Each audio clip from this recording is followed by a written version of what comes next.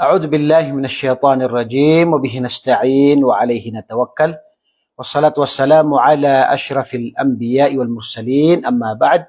Mga minamahal ko mga magulang at mga kapatid sa pananampalataya, Assalamualaikum warahmatullahi wabarakatuh. Magandang araw po sa inyo lahat, at sa araw ito ang ating paksa na pag-usapan ay patungkol po sa pang-11 at pang-12 hadith mula sa hadith ni Imam An-Nawawi rahimahullah.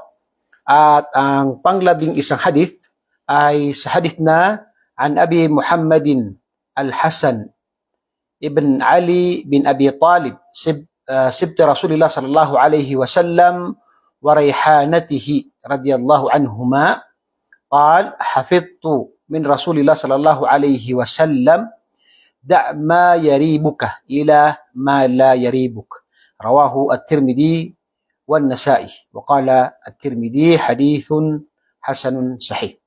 Sa hadith na ito ay maiksing hadith, ngunit katulad na nabanggit natin na kung saan ang propeta sallallahu alaihi wasallam ay meron siyang mga maiksing mga salita pero napakalawak ang mga aral na mapupulot dito. Dito sa hadith na ito, sinabi ni propeta sallallahu alaihi wasallam ay iwanan mo ang anumang mga bagay na walang katiyakan. Ibig sabihin, ang bagay na ito ay kaduda-duda, walang kasiguraduhan. At doon ka sa mga bagay na nagbibigay sa iyo na hindi nagbibigay sa iyo ng pag-aalilangan. Doon sa sigurado na ikaw ay panatag, sa bagay na sigurado ka na ito ay tinatawag na walang pag-aalilangan. Okay. So dito sa hadith na ito ay isa ito sa tinuturo sa atin ng Islam na dapat sa ating mga gawain ay dapat panatag tayo. Huwag tayo doon sa tinatawag na mayroong mga pag-aalilangan. Halimbawa, sigurado ka na ang damit mo ay ito ay nalagyan ng maruming bagay. Hindi mo lang alam kung dito ba sa kanan o sa kaliwa, sa itaas ng damit o sa tinatawag na baba ng damit. Pero sigurado ka na ito ay mayroong najis o mayroong maruming bagay na dumikit dito o tinatawag na nalagay dito. So ngayon, kapag hinugasan mo ay yung kanan o kaliwa, ay hindi ka sigurado kung ito ba ay kanan ba o kaliwa o sa itaas o sa kanan, sa ibaba. So dahil dito ay para ikaw ay sigurado, ay mas mainam na labhan mo ang damit mo na ito para wala kang pagkaalinlangan. Yun ang pinaka maganda. Katulad din halimbawa sa tinatawag na kapag tayo ay nagsagawa ng sala, na tayo ay nag-aalilangan kung ito ba ay pangatlong rak'a o ito ba ay pangalawang rak'a. So ngayon nandito tayo sa pag-aalilangan. So ang Islam ay tinuro niya sa isang mananampalataya na huwag kang pumunta doon, huwag mong ilagay ang sarili mo sa mga bagay na may pag-aalilangan, yung walang kapanatagan. Kaya ang utos, pinakamainam, ay nag-aalilangan ka, 2 o 3, hindi mo alam kung saan doon. Ang mas mainam ay doon ka sa pangalawa. Kasi, para sigurado ka na kung ito man ay 3 o 2, sigurado ka na nasagawa mo, nakumpleto mo, kasi nga ay doon ka sa 2. Hindi sa 3 kasi maaring pangatlong rak'a ay kung halimbawa 2 rak'a ang nasala mo, so mayroon kang kulang. So dahil dito ay kung nag-aalilangan ka 2 o 3 rak'a at hindi mo alam kung saan dito, ay doon ka sa 2 rak'a. Okay? So dito ay may iwasan mo ang tinatawag na pag-aalilangan at yung walang kapanatagan. Isa ito sa mga turo ng Islam sa isang Muslim para sa kanyang pamumuhay na iwasan niya yung mga bagay na walang tinatawag na katiyakan. Maraming mga pagdududa. At doon tayo sa mapanatag tayo. Doon tayo sa mga bagay na kung saan ay walang pag-aalilangan. Yan ay isa sa mga katuruan ng relihiyong Islam na kung saan ay napakagandang turo sa ating pamumuhay. Dahil hindi maiwasan na maaaring sa ating pamumuhay ay may mga bagay na kung saan nag-aalilangan tayo. Kaya ang utos ng Propeta Muhammad sallallahu alaihi wasallam ay iwasan mo.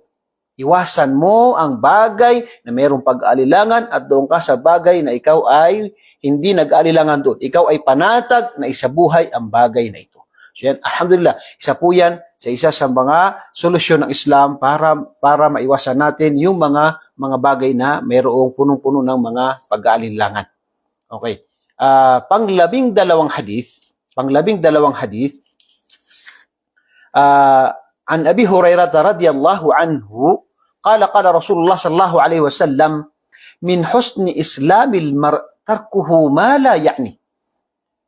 Sabi sa hadith na ito ay kasama sa kabutihan ng isang mabuting Muslim. Ibig sabihin, may mga bagay na ito ay magiging katangian ng isang tao sa kanyang pagiging isang mabuting Muslim. So kabilang ito.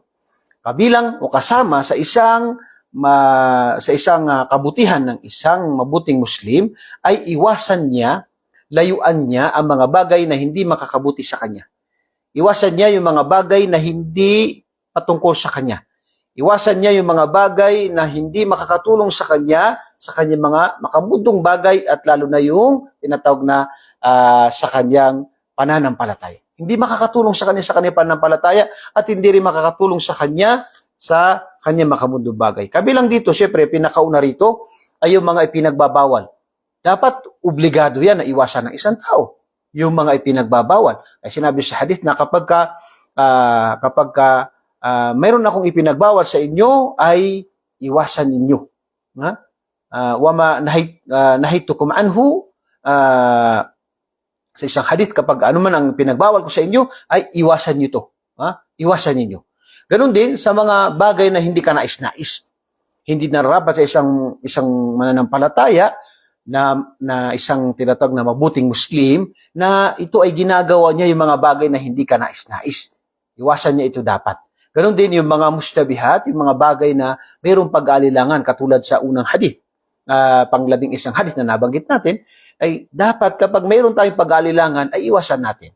Katulad halimbawa sa tinatawag na sa panahon natin ngayon, na kung saan ay may mga naghahanap buhay na hindi alanganin siya kung ito ay haram o ito ay halal.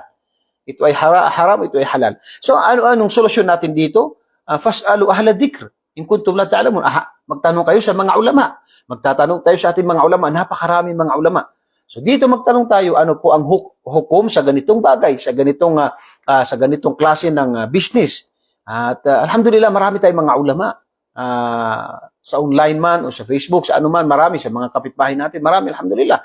Magtanong tayo sa kanila. At kung sabihin nila na ito ay haram, at alhamdulillah, ay marami pong ibang paraan ng paghanap buhay para mabuhay tayo. Huwag natin gawin. Hindi katulad ng, halimbawa, pinagbawal ito ng mga ulama, subhanallah, katulad ng mga online na mga ipinagbawal ng mga tinatawag ng mga business na kung saan ay talamak pa rin. Ginagawa ng mga tao kahit ipinagbawal na ito ng mga ulama. Yan ay tinatawag na pagsuway. Subhanallah. Kung yan ay haram, ay dapat iwasan. Kung may pag-aalinlangan, mas mainam na iwasan. At dapat ay yung sigurado tayo. At yung mga bagay sa hadith na panglabing dalawa, ay sinabi dito na kabilang sa kabutihan ng isang mabuting Muslim ay pag-iwan sa mga bagay na hindi makakatulong sa kanya. Mga bagay na hindi makakatulong sa kanyang makamundo bagay, ganun din sa kanyang kabilang buhay. Katulad ng hadith na sinabi ni Propeta Muhammad sallallahu alaihi wasallam, "Man kana yu'minu billahi wal yawmil akhir falyaqul khairan aw liyasmut." Sino man ang naniniwala kay Allah at sa kabilang buhay. Ito yung haligi ng pananampalataya ng isang tao. Sabi niya, "Falyaqul khairan aw liyasmut." Magsalita siya ng mabuti. Falyaqul khairan, magsalita siya ng mabuti.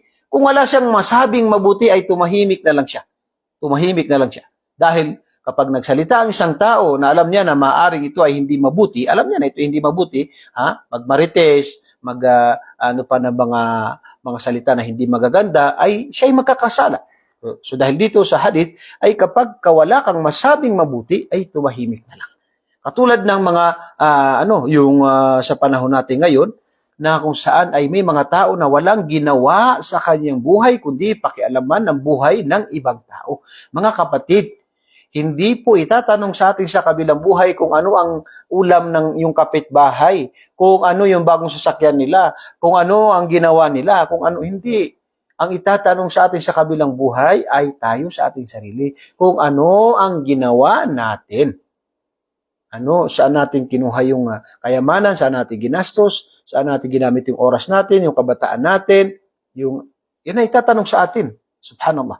So yan ay tinatawag na hindi itatanong sa atin yung mga kaibigan, mga kapitbahay, yung mga tinatawag na para may mga iba na CCTV, ang kanilang ginagawang almusal, tanghalian, panghapunan ay ang ibang tao. So yan ay wala tayong mapupulot na kabutihan dyan maliban sa ito ay tinatawag na maaari. Hindi lang maaari, talagang ito ay kasalanan dahil pakikialam sa buhay ng ibang tao. So dapat ay kung gusto natin na maging mabuti ang ating pagka-Muslim, ay iwasan natin yung mga bagay na hindi makakatulong sa atin. Lalo na yung mga bagay na hindi makakatulong sa atin sa kabilang buhay. Bagkus tayo ay maaaring parusahan sa mga bagay na ito. Katulad na nabanggit natin, pakikialam sa buhay ng ibang tao. Kaya, at kabilang din sa dapat nating malaman na ang pag-uutos ng kabutihan at pagbabawal ng masama, ayan po ay hindi papasok sa tinatawag na hadith na yan na huwag mong pakialaman ng ibang tao. Kung gumagawa na masama, hayaan mo sila, huwag mo sila Hindi po. Hindi po yan papasok dyan dahil ang pag-utos na mabuti at pagbabawal ng masama, ayan po ay masuliya ng bawat may kakayahan. Yan po ay tinatawag na gawain, obligasyon ng bawat may kakayahan. Katulad na nabanggit sa hadith ni Propeta sallallahu alaihi wasallam, man ra'a minkum munkaran falyughayyirhu bi yadihi, fa in lam yastati' fa bi lisanihi, fa in lam yastati' fa bi qalbihi.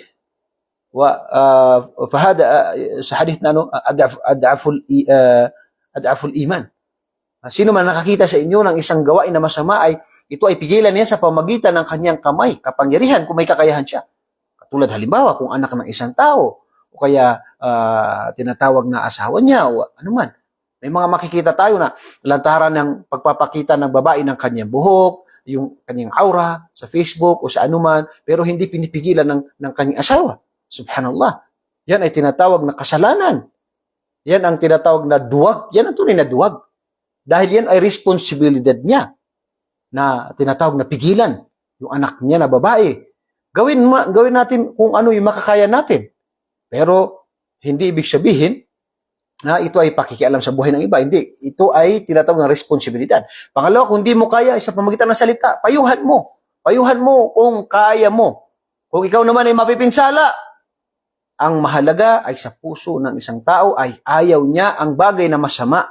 Gusto niya itong pigilan pero hindi niya kaya sa pamagitan ng kanyang kamay, sa kanyang salita, dahil mapipinsala siya. So ito ay sa pamagitan ng kanyang tinatawag na puso. Ito ang pinakamahinang sa pananampalataya.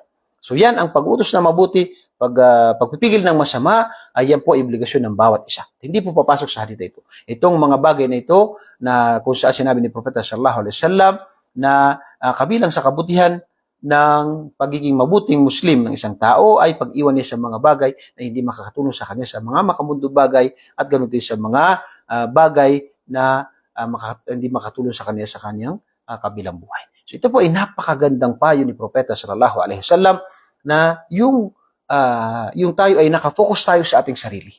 Ano yung dapat din kasi tinitingnan natin yung mga kamalian natin. Yung iba, puro lang nakikita niya na kamalian yung ibang tao. Yung ginagawa ni Fulan, ng ibang kapitbahay, ng kaibigan, anuman. Puro lang sila, hindi na nakikita yung kamalian niya.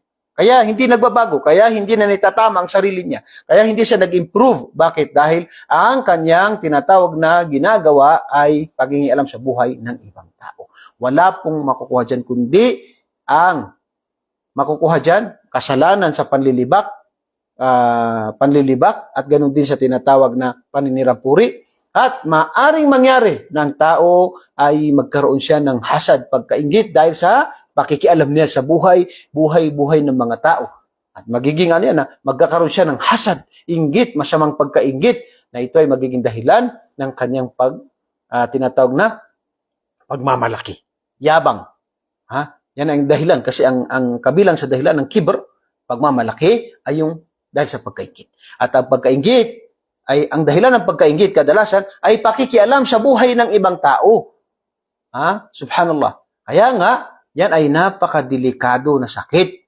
At yan ay dahilan niya dahil sa pakikialam karamihan ng buhay ng ibang tao na hindi naman makakatulong sa kanya, sa kanyang makamundong bagay at sa kanyang kabilang buhay. Kaya narapat po na tayo ay magpayuhan na sikapin natin na iwasan natin na tayo ay pakialam ng mga bagay, pakialaman natin mga bagay na hindi naman ito patungkol sa atin, hindi naman ito makakatulong sa atin, sa ating mga makamundong bagay, kaya sa ating mga kabilang buhay na gawain. So ito po ay napakagandang payo sa ating lahat. Nawa po ay nakapulot tayo ng aral sa dalawang hadith na ito. At nawa ay ito ay maisabuhay natin at ito ay maibahagi natin at ito ay gantimpalaan tayo ni Allah subhanahu wa ta'ala sa ating oras at sa ating paggawa ng mga kabutihan. At ako muli ay bumabati sa inyo na assalamualaikum at nagpapaalam sa inyo at assalamualaikum warahmatullahi wabarakatuh.